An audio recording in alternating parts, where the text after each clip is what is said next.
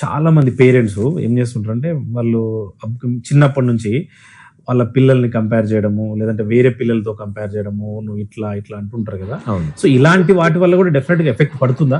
అంటే ఒక పేరెంట్స్ ఒకటే కాదు, ఈవెన్ వాళ్ళు క్లాస్ రూమ్స్ లో ఉన్నప్పుడు ఫ్రెండ్స్ కంపారిజన్ లో కానీ వాళ్ళు తెలియక చేసి ఉండొచ్చు, తెలిసి చేసి ఉండొచ్చు. బట్ చాలా మంది ఇట్లా కంపారిజన్స్ అయితే చాలా జరుగుతూ ఉంటాయి. ఈవెన్ ఫ్యాకల్టీస్ కూడా, అంటే కోచింగ్స్ దగ్గర ఉన్నప్పుడు ఇట్లాంటివి జరుగుతుంటాయి. నిజంగా ఇది వాళ్ళ సక్సెస్ కి ఎఫెక్ట్ అవుతుందా? డెఫినెట్గా సార్. ఇప్పుడు మనం సైకాలజిస్ట్ ఉన్నారండి, సాక్రటీస్ ఉన్నారు.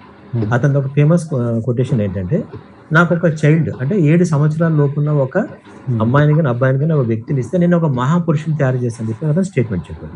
దీనికి కారణం ఏంటంటే, జన్మించిన ప్రతి వ్యక్తి అప్ టు 7 years వరకు ఓన్లీ సబ్ కాన్షియస్ మైండే బాగా యాక్టివ్ ఉంటుంది.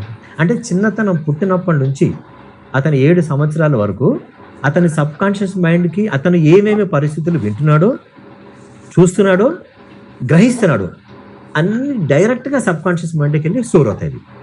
సో సబ్ కాన్షియస్ 7 years తర్వాత నుంచి కాన్షియస్ మైండ్ డెవలప్ అయ్యి పిల్లలు రీజనింగ్ చేయడం స్టార్ట్ చేస్తారు. మీరు గమనించుంటారు, ఇప్పుడు మనకి కిడ్స్ స్కూల్లో వేస్తుంటారు, డే కేర్లో వేస్తుంటారు, యూకేజీ ఎల్కేజీ ఫస్ట్ క్లాస్. ఇది వచ్చినప్పుడు పిల్లలకి, నాన్న నువ్వు చదువుకునే టైం ఏంటంటే ఎస్ మమ్మీ అని చెప్పి బుక్ తీసుకుని వస్తాడు.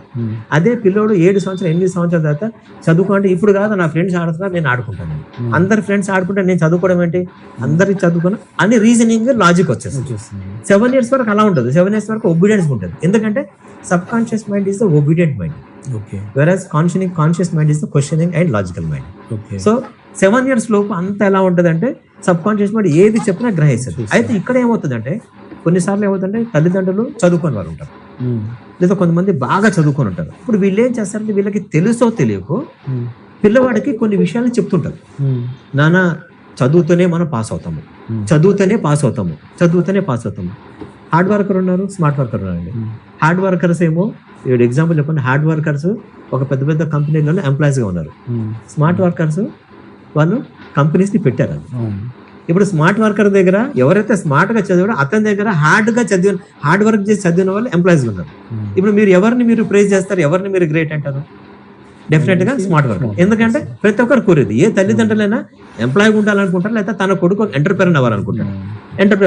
ఇప్పుడు ఇక్కడ నేను అనేది ఏంటంటే, హార్డ్ వర్క్ చేయించుద్దని నేను మాట అనట్లేదు, కానీ మీరు వ్యక్తికి, మీరు మీ బిడ్డ మీ పిల్లవాడికి, మీ కూతురికి మీరు ఏ విధంగా మీరు మైండ్ ప్రోగ్రామ్ చేస్తున్నారు అనేది చాలా జాగ్రత్త ఉండాలి.